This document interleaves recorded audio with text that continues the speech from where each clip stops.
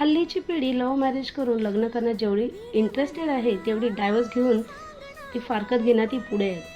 मग नवरा बायकोचं नातं कसं असावं? एक खूप बोलणारा असला तर एक ऐकून घेणारा असावा, एक रागीट असला तर दुसरा शांत असावा. कारण वडाची पूजा करून बायका 7 जन्म त्या नवऱ्याला मागून घेतात, पण एका जन्मातही त्यांना टिकवता येत नाही किंवा ते भांडणं करून डायव्हर्स घेताना आपल्याला दिसतात.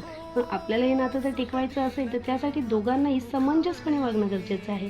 एकमेकांना समजून घेऊन पुढे राहिलात तरच ते तुमचं नातं टिकणार आहे. आणि देवानिशी एक गोष्ट तो सगळ्यांना माहिती आहे की रुसली जरी रखुमाई तरी विठ्ठल तिच्यासाठी उभा आहे. 28 युगांचे नातं त्या रखुमाईमुळेच ते विठ्ठलाला शोभा आहे. हो की नाही? खरंच नकाचे काही बंधन व्हावे,